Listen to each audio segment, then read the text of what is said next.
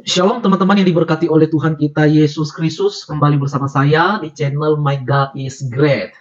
Dan di video kali ini saya mengajak teman-teman untuk melihat satu tayangan video yang dimana suatu pertemuan forum yang dihadiri oleh umat muslim, ya, tidak semua tapi sebagian umat muslim, dengan pembicara seorang Dr. Bambang Nursena.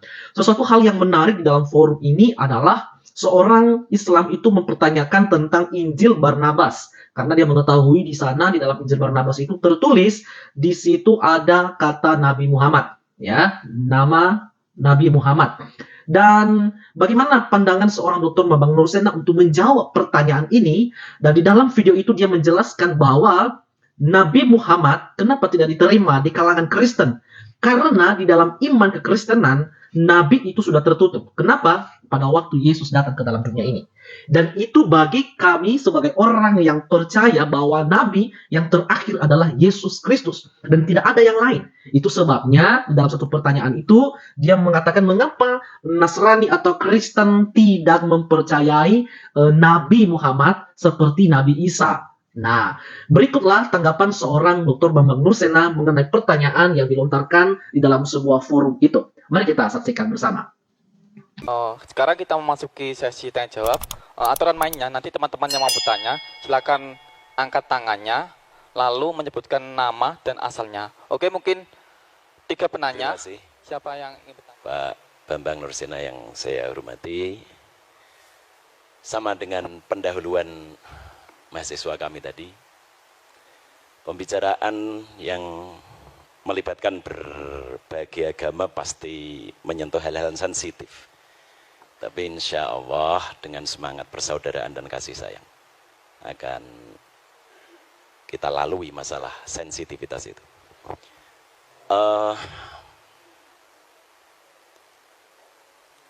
Injil Barnabas itu kan ditolak oleh komunitas Kristen. Ya. Saya ingin bertanya sebetulnya bagian mana yang menjadikan Injil Barnabas itu harus ditolak. Kalau kesalahan-kesalahan data kecil itu saya kira juga terjadi di dalam Injil-Injil yang lain. Misalnya when down padahal seharusnya when up misalnya. Saya kira itu kesalahan kecil yang tidak harus berimplikasi kepada satu stigma heretik. Mohon maaf, apakah mungkin penolakan terhadap Injil Barnabas itu sebetulnya karena ada indikasi yang menunjukkan Muhammad yang akan datang setelah Yesus. Kalau tadi disebut the admirable, itu mungkin istilah yang baru muncul di abad-abad pertengahan gitu ya. Tapi saya pernah membaca juga bahwa dengan makna yang sama tetapi dengan menggunakan kata Yunani, Muhammad itu juga disebutkan gitu, dalam Farekrida atau apa saya lupa itu. Apakah benar asumsi saya itu? Yang kedua, apa sesungguhnya keberatan yang paling utama umat Kristiani sehingga tidak menerima Muhammad dan meyakini Muhammad sebagai nabi sebagaimana Yesus dan Musa alaihi wassalatu wassalam. Dan yang ketiga, terakhir, bagaimanakah sikap saudara-saudara Kristiani terhadap para hermeneut yang pada umumnya berangkat dari gereja, tetapi kemudian tampak sekali usaha mereka untuk membuat Bible diterima oleh modernitas. Banyak sekali yang berusaha menyuwun sewu, misalnya kalau tidak salah Emilio Betti, kemudian yang ingin tanda kutip menyelamatkan Bible dari irasionalitas begitu. Dan ini dari kalangan gereja sendiri. Misalnya banyak hal-hal yang mereka anggap mitologis sekali yang tidak mungkin bisa diterima oleh nalar modern. Sehingga harus ada upaya demitologisasi misalnya terhadap Bible itu. Nah, bagaimana? Apakah pandangan-pandangan para hermeneut yang kritis tersebut juga menjadi mainstream di dalam dalam pikiran para penganut Kristiani? Saya kira itu, mohon maaf. Terima kasih. Untuk penanya yang ketiga. Assalamualaikum warahmatullahi wabarakatuh. Nama saya Bambang, tapi bukan Nursena, Pak. Jadi kalau kebetulan namanya sama, saya jadi jurusan ilmu Al-Quran dan Tafsir. Mungkin sudah ratusan, bahkan puluhan, bahkan ratusan kali saya mengikuti apa yang disampaikan oleh Pak Bambang. Karena memang saya sudah sering mengikuti apa yang disampaikan oleh Pak Bambang, sekitar 2 tahun lebih. Jelas yang saya tahu Pak Bambang ini adalah orang yang pernah belajar di Timur Tengah, apakah itu di Syria dan sebagainya. Dan ia pertama kali yang mengenalkan tentang kekristenan ortodok di Indonesia. Pertanyaan saya begini Pak Bambang, apakah tadi sudah disampaikan apa belum? Mohon maaf karena saya tadi agak telat, jadi baru beberapa menit yang lalu saya datang, mohon maaf. Jadi misalkan nanti tadi sudah disampaikan dengan rinci, ya mungkin bisa diulangi lagi karena saya baru datang. Tentang problematika Injil Barnabas ini. Jadi sesuatu sebagaimana yang disampaikan oleh Pak Dosen Agus tadi, bahwa ini ditolak karena apakah memang penolakan ini berdasarkan bahwa di dalamnya ada nubuat-nubuat tentang Muhammad. Yang kedua tentu bahwa sahabat-sahabat dari atau teman-teman dari kekristen menolak tentu berdasarkan siapa sebenarnya penulis ini. Tadi saya sudah ke teman-teman yang mungkin mendengarkan, dia mengatakan kata Pak Bambang pendeta siapa itu. Nah, begini Pak, tentang yang menulis Injil Barnabas ini sendiri, saya mendapatkan beberapa jawaban yang mohon maaf berbeda, bahkan itu mohon maaf dari teman-teman Kristen itu sendiri. Pernah saya tanyakan ini siapa sebenarnya penulis Injil Barnabas, kenapa ini ditolak? Dia mengatakan bahwa yang menulis ini ada yang mengatakan salah seorang warga yang berkedudukan di Austria. Kemudian ada yang mengatakan bahwa ini ditulis oleh Mustafa de Arande, salah seorang Muslim yang ada di Spanyol. Pertanyaan saya, siapa sebenarnya penulis Injil Barnabas ini? Menurut Pak Bambang Nursena, dan tentu dengan didukung dengan bukti-bukti sejarah maupun bukti-bukti secara tertulis. Baik, Assalamualaikum warahmatullahi wabarakatuh. Iya, terima kasih. Yang pertama, bagaimana tentang adanya kontradiksi? Sebetulnya begini, kalau kitab itu munculnya kira-kira ratusan tahun, kontradiksi yang dipahami oleh orang modern itu harus didefinisikan ulang apa? Kalau Anda tidak usah ngomong 1500 tahun lah. Zaman Pangeran Diponegoro dengan sekarang aja kan alam tanggalannya beda, hitungan waktunya beda. Coba kira-kira kalau kita membaca tulisan dari zaman Majapahit. Ini satu contoh, ini belum lama, ini baru ratusan tahun.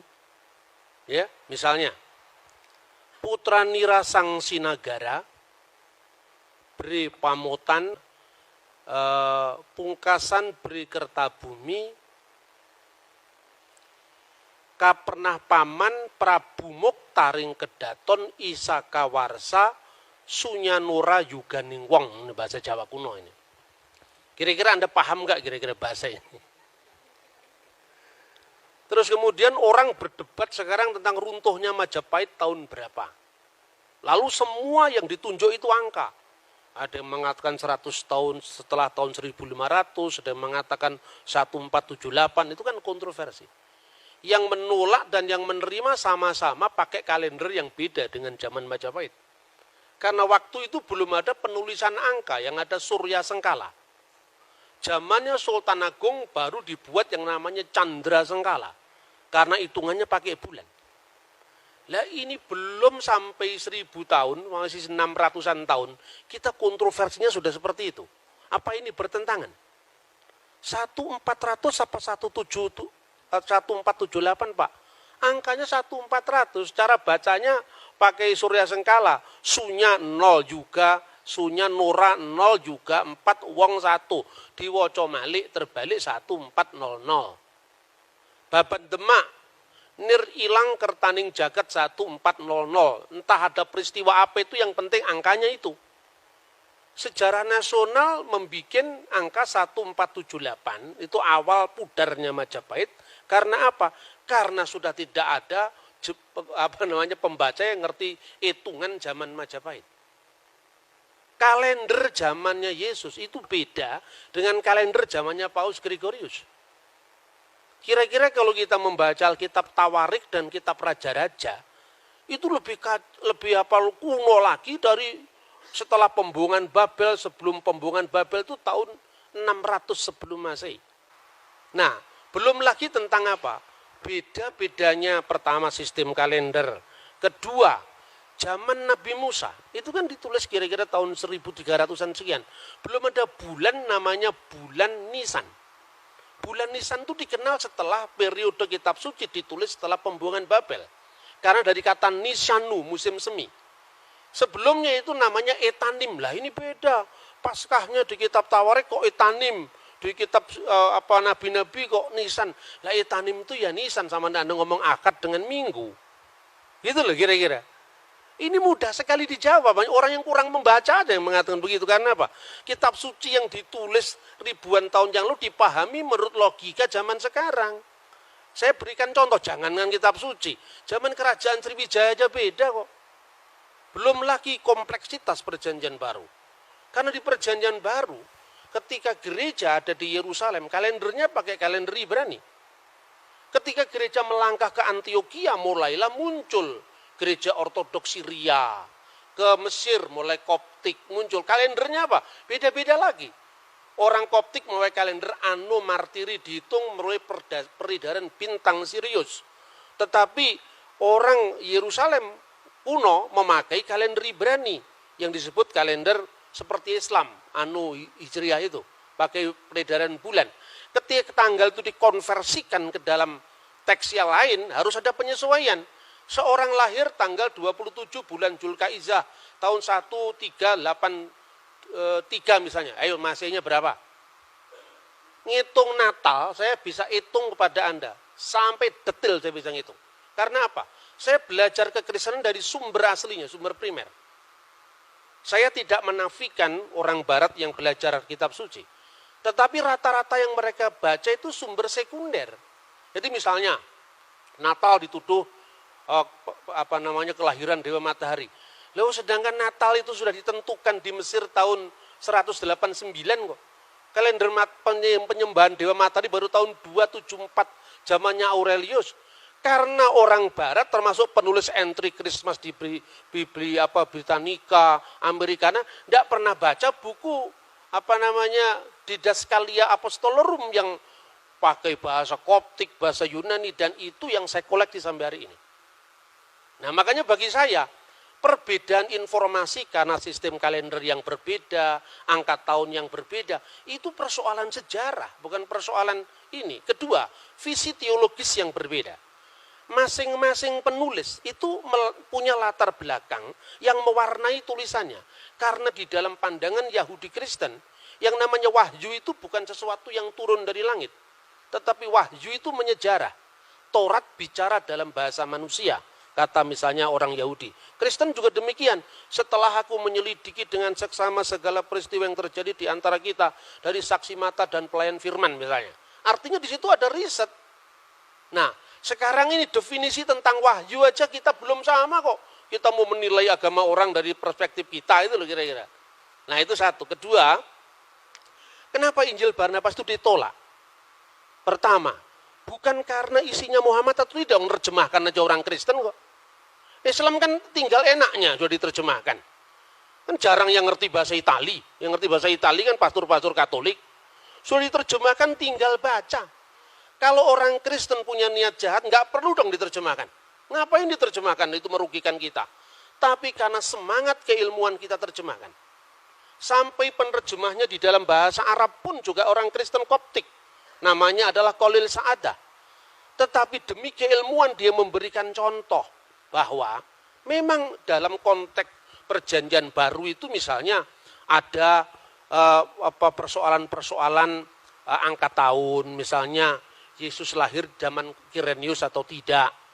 Tetapi bangunan dasar seluruhnya betul ditemukan prasasti tentang kata iterum, bahwa dia yang kedua kali bertakhta. Tetapi soal Injil Barnabas ini parah sekali karena memang abad 16 dari abad pertama. Jadi bukan persoalan ada Muhammad atau ada tidak ada Muhammad, bukan, tapi karena semangat keilmuan. Lah memang Injil abad 16 masa mau dipakai. Sedangkan peristiwanya abad pertama. Sekarang gini, Anda percaya nggak proklamasi 17 Agustus tahun 1945? Percaya dari mana? Dokumennya ada, Pak. Koran-koran dari zaman Jepang, Suara Asia, Arsip Nasional memang ada. Kemudian kira-kira ratusan tahun kemudian, orang mengatakan, loh kenapa informasi saya nggak diterima? Lah yang jelas kamu datang tiba-tiba dan punya nilai sejarah, bagaimana mau diterima? Nah, soal admirable itu bukan soal begitu. Karena di dalam naskah kuno manapun, sekarang ini terlalu mudah, saudara-saudara. Ada teman-teman yang mengartikan Parakletos itu dengan Periklitos yang terpuji, admirable. Tidak ada naskah manapun yang eksis dari 5.780 naskah. Semuanya berbunyi sama. Hode Parakletos tu penefma tu agion hupemsei dan seterusnya.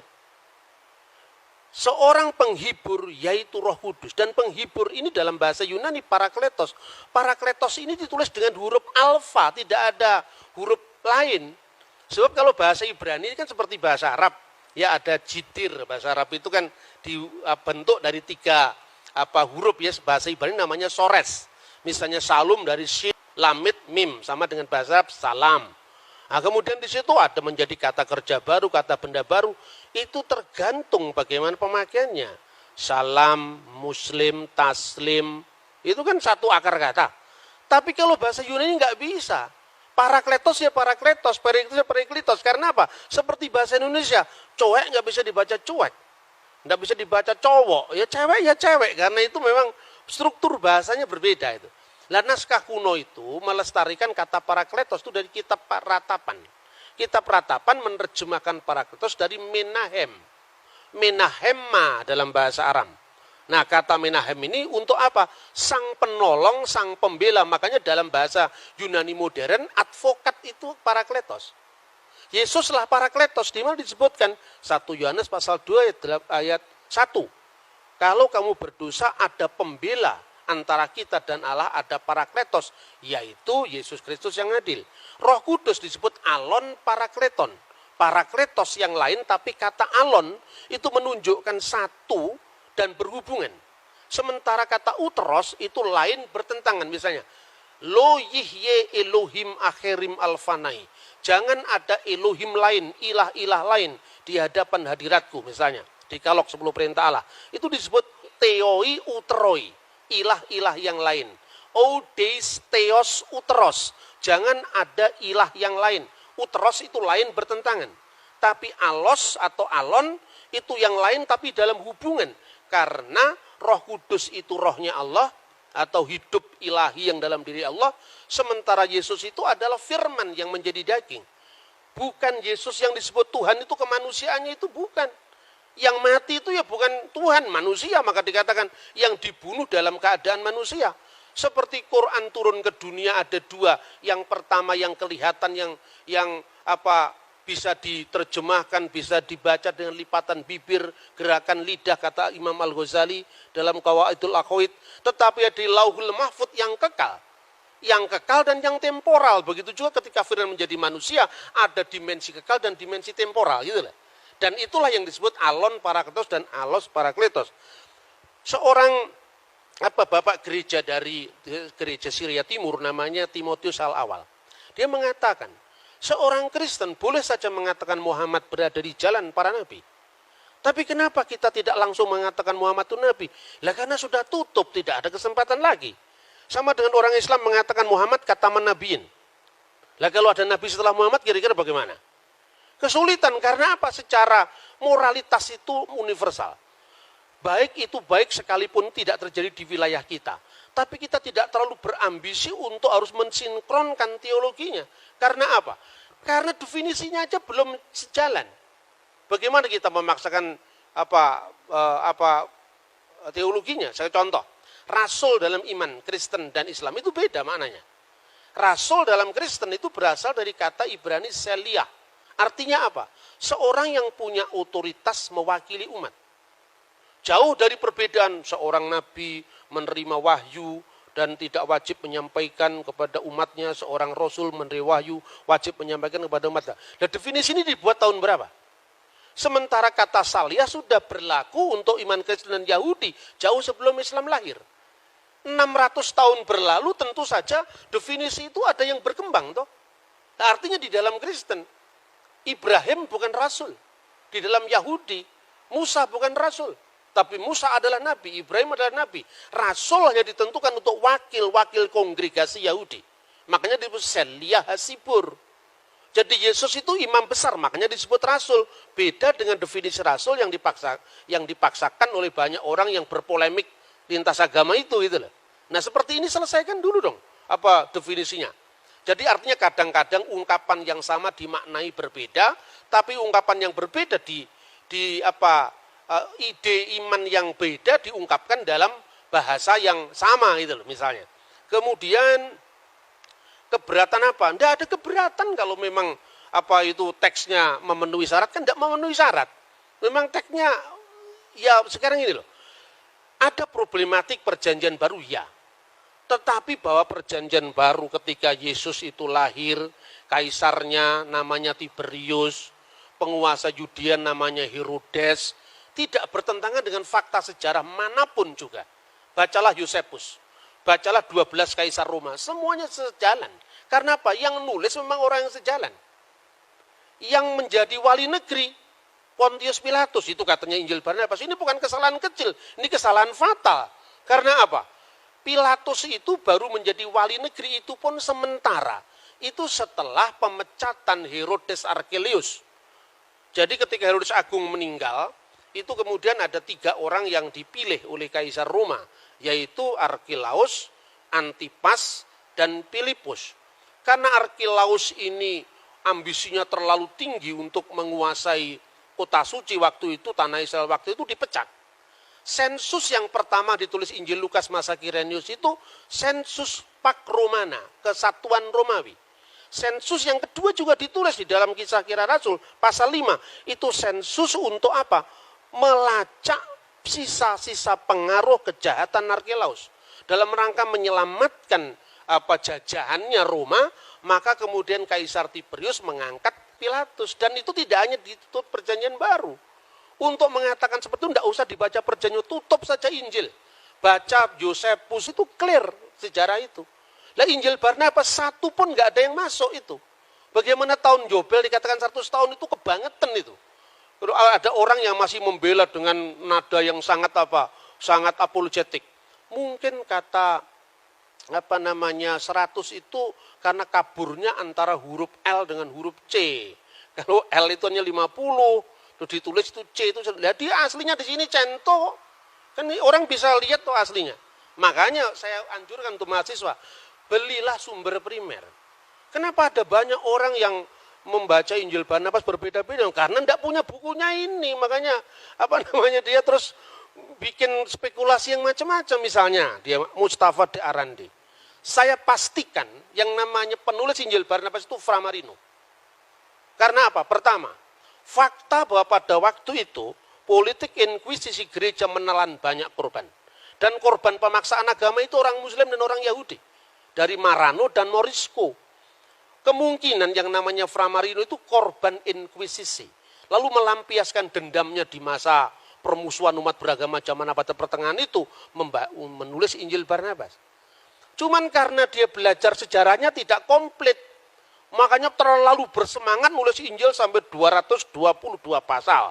Maka saya katakan ini the Gospel of Gregetan. Ya kan? Tidak ada dalam sejarah Injil sampai 200 pasal itu tidak ada kalau bukan orang marah.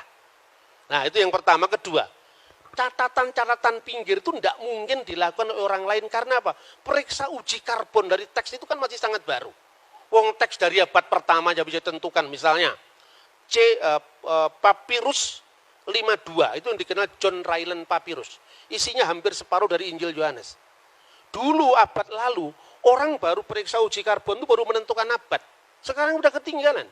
Teknologi terbaru, periksa uji karbon itu hanya bisa berjarak puluhan bahkan tahunan saja. Maka sekarang uji karbon terbaru, P52 itu asalnya dari tahun 115 Masehi. Yohanes anak Zebedius menulis Injilnya tahun 90. Karena menurut catatan Bapak Gereja kuno, misalnya Papias. Papias itu siapa? Muridnya Yohanes langsung. Polikarpus, muridnya Yohanes langsung. Kalau di Islam ini seperti tradisi sanad itu loh. Itu di gereja ortodoks dipertahankan. Kenapa orang-orang Protestan itu tidak paham itu? Karena dia terlalu baru, zaman VOC baru muncul. Akibatnya apa? Karena kekurangan data primer tadi, dia melakukan eksperimen-eksperimen yang terlalu jauh mengambil kesimpulan. Misalnya Natal, perayaan Dewa Matahari itu baru dipersoalkan tahun berapa? Tahun 1700 sekian itu, zamannya Paul Ernest Jablonski. Terus kemudian diikuti oleh orang Katolik dan dibenedikkan. Karena apa? Mentalitas orang Katolik itu minder sama Protestan. Nah itu loh kira-kira. Itu bisa dilacak dengan sumber-sumber primer langsung. Kemudian bagaimana sikap saudara Kristen terhadap para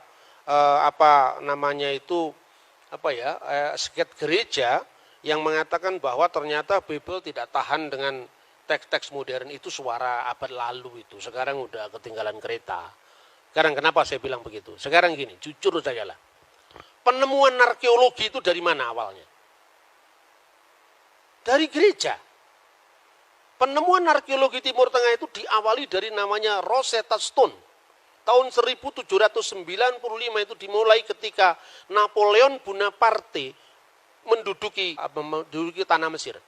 Lalu salah seorang tentaranya menemukan satu batu tertulis dalam 3 bahasa, yaitu bahasa hieroglif, bahasa Mesir kuno yang dipakai pada zaman para Fir'aun. Kemudian bahasa demotik, bahasa Mesir kuno dipakai di antara demos, rakyat, dan bahasa Yunani. Adalah seorang Perancis Katolik, di agamanya masih muda, umur belasan tahun, sudah menguasai 4 bahasa kuno. Ibrani, Yunani, Latin, Aramaik. Ketika dia mendapat pengumuman dari zaman Napoleon, siapa yang mau ikut ekspedisi arkeologi ke Mesir? Dia datang. Bingung waktu di Mesir. Apa yang dia lakukan?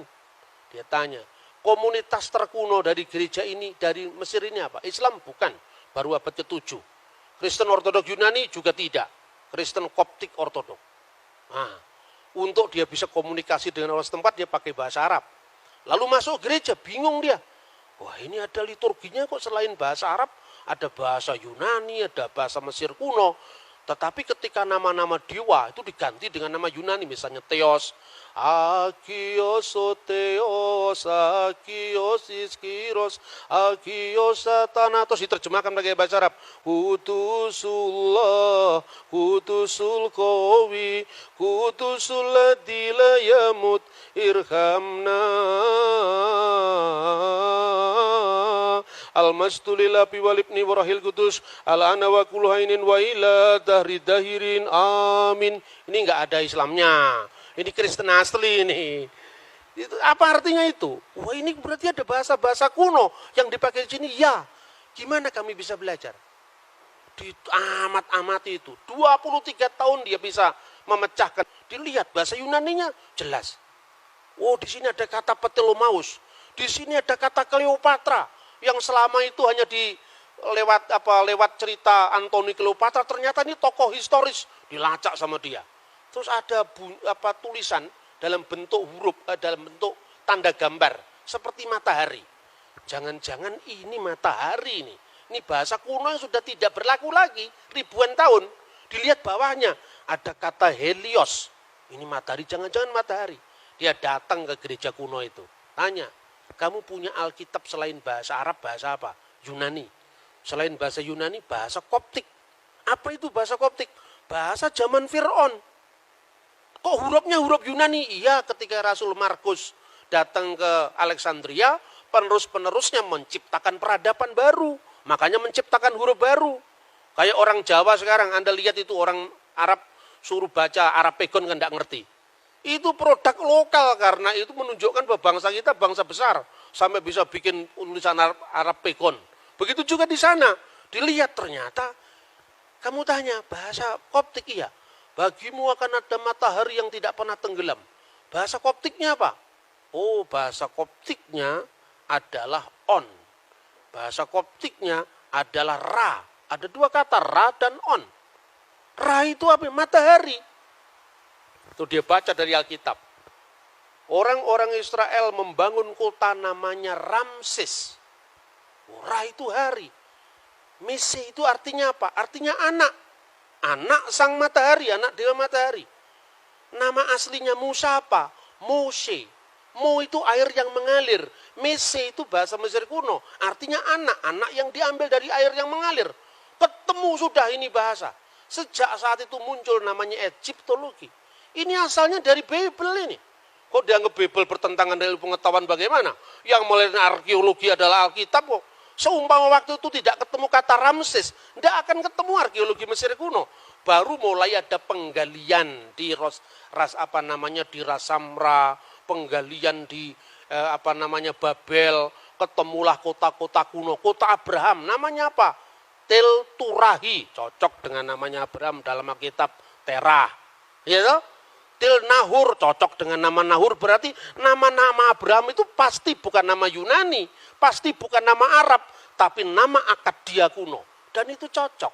Mertuanya Yusuf namanya Potifera. Poti itu yang dipersembahkan Vera kepada Ra, matahari. Sama dengan orang Jawa, namanya Suryawan. Ketika jadi Islam, keluarga besarnya sebelumnya ditambahi Muhammad Suryawan. Lupa Surya itu dewa Hindu itu loh. Namanya juga Kristen ditambah Ignatius Surya Hadi. Surya itu bahasa Hindu, Hadi itu yang utama itu. Jadi ini sebuah inkulturasi bahasa. Dan untuk baca teks Alkitab, Anda harus paham Ibrani. Ibrani pun bukan Ibrani zaman Ariel Sharon. Ibrani MacD ditulis pakai bahasa Ibrani, bukan itu. KFC ditulis pakai bahasa Ibrani, enggak. Anda harus belajar namanya paleografi. Tulisan-tulisan kuno. Karena untuk memahami naskah Qumran, Anda tidak bisa cukup hanya membaca teks Ibrani modern. Nah itulah kira-kira perkembangan huruf, lalu arkeologi, lalu bahasa. Itu minta maaf. Orang-orang yang menyebut dari Eropa yang teolog genit itu tidak tahu yang begini-begini ini. Saya minta maaf, bukan saya merendahkan, tidak. Tapi terlalu dangkal untuk memahami naskah yang usianya ribuan tahun hanya bermodal bahasa Inggris sekedarnya, bahasa Yunani. Bahasa Yunani Perjanjian Baru itu beda dengan bahasa Yunaninya Plato. Gitu loh. Terus yang terakhir, kemudian dari arkeologi Mesir kuno itu muncul arkeologi kota Abraham, Ur-Kasdim, baru muncul penggalian Yeriko. Setelah Yeriko, baru muncul penggalian Holy Land. Pada saat para teolog yang meragukan bahwa teks-teks itu hanya bersifat simbolik, itu muncul sebelum era penemuan arkeologi. Satu contoh misalnya, seorang meragukan apakah dalam Perjanjian Baru ada ungkapan 5 serambi dalam kolam Siloam. Mana tidak pernah ada arkeologi yang membuktikan ada 5 serambi. Lalu dia tafsirkan, oh kalau gitu itu hanya sifatnya alegoris, 5 serambi itu 5 Torat Musa. Jadi itu nggak bisa dipahami secara literal. Tahun 1961 ketika buku ini terbit, pada saat yang sama, timnya Marshall itu menemukan memang benar dalam penggalian kolam Siloam ada 5 serambi. Dan itu terbit pada saat yang sama ketika buku itu dipakai sampai hari ini. Makanya belajar teologi aja nggak cukup. Harus belajar arkeologi juga. Arkeologi Borobudur Anda pelajari yang baru abad ke-8.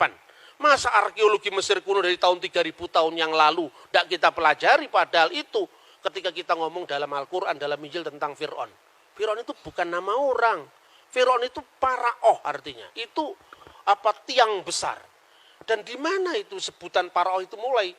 Setelah generasi Old Kingdom. Ketika kerajaan Israel, kerajaan Mesir kuno pindah dari Giza menuju ke Luxor dan sebagainya. Baru Anda lihat sendiri ke sana. Saya beberapa teman dari Al-Azhar itu saya anjurkan kamu kalau mau tahu sejarah Mesir, jangan hanya baca perjanjian baru, karena perjanjian baru kan baru muncul abad pertama. Jangan baca hanya Quran yang muncul abad ke-7. Kamu baca langsung itu, temuan-temuan arkeologi itu. Nah, sebagai seorang ilmuwan, ketika Anda belajar arkeologi itu, tutup dulu kitabmu, Bibelmu. Supaya apa? Supaya kita bisa netral, jangan kita dipenjara karena teks. Karena teks itu membimbing kita, oke lah kalau secara hidayah silahkan. Tapi kalau secara ilmu pengetahuan, masa kita bisa mengkritisi teksnya orang, teksnya kita sendiri kita protek, kan tidak fair itu gitu loh. Nah oleh karena itu, saya menyatakan tentang pentingnya gereja ortodok itu di mana? Karena gereja ortodok itu saksi hidup dari semua data-data arkeologi itu. Coba Anda mau belajar bahasa Yunani. Pembawa gereja ortodok pertama itu bukan saya, tapi Romo Daniel. Nah kemudian generasi setelah Romo Daniel itu kan menekankan aspek tentang liturgi gereja, sejarah gereja. Saya tidak bisa hanya begitu. Karena apa? Ketika saya masuk dalam salah satu gereja ortodok saja, berarti saya menutup akses informasi saya untuk ortodok yang lain. Makanya saya memperkenalkan kajian Syriak, kajian Koptik dalam konteks ini. Anda mau tahu bahasanya Yesus? Sampai sekarang Alkitab Pesita masih ada, bahasa Suryani. Dipakai tidak hanya sebagai bahasa liturgi, tapi bahasa sehari-hari. Di Maklula, Said Naya di Syria. Anda mau pakai bahasanya Pontius Pilatus, bahasa abad pertama, masih dipakai teks suci perjanjian baru. Anda mau cari bahasanya Nabi Musa, masih dipakai dalam kitab Taurat. Anda mau cari bahasanya Fir'aun, jejak-jejaknya dijumpai dalam kitab Ibrani. Misalnya, nama Asnat itu kekasih Nait. Nait itu dewa kuno zamannya Yusuf. Yusuf ketika menjadi Perdana Menteri, nama Yusuf itu kan nama Ibrani, Yosef. Ketika di Mesir mendapatkan nama baru. Apa itu? Safnah Paneah. Di situ kunci hidup. Hidup, makanya Akhenaton, Aton yang hidup. Nah ini nggak cukup hanya bisa ditelaah dari bahasa Arab. Yang terlalu baru untuk itu. Tidak cukup diambil dari bahasa Yunani, perjanjian baru yang konteksnya terlalu jauh. Harus diambil dari teks langsung yang melestarikan bahasa Koptik. Yaitu apa? Gereja Ortodok Koptik. Ini ada di Mesir, tidak ada di Syria. Makanya saya tidak kerasanan kalau hanya di satu tempat. Saya mau passing over dari semua tradisi keagamaan. Soal kemudian saya coming back kepada agama saya sendiri. Karena saya harus punya rumah supaya kalau mati ada yang mengubur. Kan itu saja sebetulnya. Tapi konteksnya apa? Konteksnya bahwa orang beragama itu jangan taklid buta itu loh. Kita mesti melihat problematik masing-masing teks itu. Dalam semua apa yang saya katakan, Injil Barnabas sama sekali tidak masuk dalam hitungan itu. Karena apa? Terlalu baru. Sama dengan Anda membahas zamannya Patih Gajah Mada abad ke-13 berdasarkan naskah Melayu, itu pun bukan bahasa Jawa, tapi bahasa Thailand itu loh. Lah bahasa Italia aja belum ada kok. Jadi perjanjian baru itu bukan sewenang-wenang ini yang cocok dengan iman Kristen diambil, yang cocok dibuang. Tidak seperti itu. Makanya apokrif atau kanonik dalam gereja ortodok itu tidak serigit dalam gereja Protestan. Gereja Protestan itu kan sudah mewarisi teks yang sudah tertutup gitu loh. Lalu di gereja ortodok kan tidak, misalnya kisah tentang Bunda Maria dipelihara di Bait Allah oleh Zakaria. Yang itu ada di dalam Quran, ya kan? Tetapi dalam Alkitab kan sebenarnya tidak ada, implisit ada, tapi tidak ada. Itu ada dalam dokumen gereja Synaxarion yang diabadikan dalam buku yang namanya Protevangelium Yakobi. Bagi orang gereja ortodok tertentu, ini kitab apokrif, ya. Tapi karena kitab apokrif ini ditulisnya paling dekat dengan peristiwa, tidak peduli, diambil. Diambil untuk apa? Mengisi kekosongan sejarah. Tapi normanya tetap yang kanonik gitu loh. Jadi apokrif kanonik itu bukan sesuatu yang batas hitam putih, enggak. Apalagi kalau hanya sekedar ini menguntungkan iman itu, tidak ada pertimbangan semacam itu. Contoh lain misalnya, di dalam ajaran Katolik dan Ortodok sebetulnya kitab yang disebut dengan Biblia Hebraika itu kan sebetulnya warisan dari Yahudi Yamnia. Setelah gereja kuno dikutuk sama orang Yahudi lewat konsili lokal yang mengatakan terkutuklah orang-orang Nostrim, Nasrani maksudnya, itu orang Kristen. hendaklah nama mereka tercabut dari kitab kehidupan, itu tahun 90 Masehi. Dokumennya dinamakan Birkat Haminim, itu tahun 90 Masehi. Gaung daripada pengutukan itu adalah apa? Orang-orang Yahudi mulai menolak Septuaginta. Karena dalam Septuaginta ada bukti keperawanan Maria, di mana kata Parthenos itu artinya tidak sekedar perempuan muda yang bisa perawan atau tidak, tapi harus berarti perawan. Nah, kemudian karena gaung penolakan itu, orang-orang Yahudi menolak teks-teks yang disebut Septuaginta tadi. Tetapi penolakan orang Yahudi terhadap Septuaginta itu juga tidak sedikit gereja modern. Buktinya apa?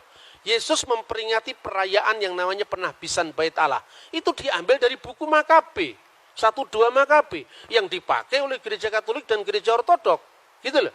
Jadi karena begini, dalam iman Kristen firman itu tidak menjadi kitab dalam pengertian harafiah. Tapi firman itu turun dalam sosok manusia Yesus yang adalah peristiwa. Maka Injil bagi iman Kristen adalah peristiwa kabar baik, bukan kitab yang turun dari langit. Dalam sejarah, dalam ilmu agama-agama, ini harus jujur dihormati. Kenapa Timotius awal tidak keberatan mengatakan Muhammad berada di jalan para nabi? Di satu pihak dia tetap bisa mengagumi nilai-nilai kebaikan pada agama lain, tapi di pihak lain dia tetap untuk menjaga koridor teologisnya dengan agama lain. Ini mirip. Anda bisa mengikuti bahwa ada orang agama Bahai yang orangnya kelakuannya baik-baik ketimbang kelakuannya yang suka bakar-bakar toko itu. Secara ortopraksi dia baik. Tapi kan kitabnya kitab setelah Al-Quran, Pak. Nabinya juga Muhammad Bahaullah. Itu sudah tutup, Pak, pewahyuan kita. Namanya katamu Nabi Muhammad. Kita tidak bisa mengakui Bahai. Tapi kalau kelakuan baik ya kita akuilah, Pak. Artinya apa? Seperti itu, setiap agama itu punya batas. Bagi orang Yahudi, nggak mau mengakui Yesus perjanjian baru. Karena apa? Musa itu puncak pewahyuan. Bagi iman Kristen, Yesus itu puncak pewahyuan. Artinya, tidak relevan lagi untuk tuntutan imannya. Tetapi tidak untuk tuntutan etikanya, moralnya. Hubungan, karena iman itu tidak hanya, kebenaran tidak hanya dibatasi dengan ortodoksia. Kebenaran iman, tapi juga kebenaran berperilaku dan kebenaran penyembahan. Makanya ketika Timotius awal mengatakan Muhammad berada di jalan para nabi, tidak menyalahi imannya, tetapi juga tidak menutup mata objektifnya bahwa Nabi Muhammad memang berjasa besar di dalam misalnya mengarahkan bangsa Arab sampai kepada satu deklarasi bahwa tidak ada ilah selain dari Allah. Gitu loh kira-kira. Dan itu ternyata cocok dengan perjanjian baru. Tetapi definisi kenabian, definisi pewahyuan itu memerlukan jalan panjang lagi untuk kita berdialog. Makanya perlu dialog teologis seperti ini. Terima kasih. Materi yang dibawakan oleh narasumber juga telah dijelaskan dengan baik. Semoga apa yang telah dipaparkan oleh kedua narasumber ini bermanfaat bagi teman-teman sekalian, terutama dalam hal menjaga toleransi di Indonesia, khususnya di kota Salatiga. Mungkin itu saja yang dapat saya sampaikan, kurang lebihnya mohon maaf. Terima kasih. Wassalamualaikum warahmatullahi wabarakatuh. Ya, teman-teman yang diberkati oleh Tuhan, jelas sekali bagaimana Dr. Bambang Nursena memberikan jawaban atas pertanyaan di mana kedua muslim ini mempertanyakan tentang Injil Barnabas dan mengenai Nabi Muhammad yang ada di dalam Injil Barnabas. Satu hal yang pasti kita pahami sebagai orang Kristen bahwa Injil Barnabas itu ditolak. Ya, karena kenapa? Injil Barnabas tidak sesuai dengan kebenaran iman Kristen. Oke? Dan juga mengenai Muhammad yang ada di dalam Injil Barnabas. Kami tidak ada punya hak di sana. Kenapa? Karena Muhammad bukan bagian dari iman kekristenan. Kalau Anda mempercayai bahwa ada nama Nabi Muhammad di dalam Injil Barnabas, itu adalah pilihan Anda. Tetapi ingat, jangan bawa-bawa Injil Barnabas sebagai bagian dari iman Kristen. Ya, karena kebanyakan sekali tuduh-tuduhan yang sedemikian di mana selalu dikait-kaitkan Injil Barnabas di dalam iman kekristenan. Padahal mereka tidak sadar bahwa di dalam kekristenan menolak yang namanya Injil Barnabas. Dan tentu Bambang Nursena sudah menyelesaikan sekian banyak penjelasan yang disampaikan oleh beliau. Dan mengenai Nabi Muhammad, mengapa di dalam iman kekristenan menolak atau tidak mempercayai adanya Nabi Muhammad dalam kalangan iman Kristen? Alasannya adalah seperti yang disampaikan oleh Bambang Nursena, bahwa Nabi yang terakhir adalah hanya Yesus Kristus. Setelah Yesus Kristus tidak ada Nabi lagi. Jadi tertutup. Artinya apa? Kami tolak sebagai iman kami di dalam kekristenan. Ya, bukan kami tidak percaya di dalam agama Anda bahwa itu adalah kepercayaan Anda. Saya mengaku itu adalah kepercayaan Anda.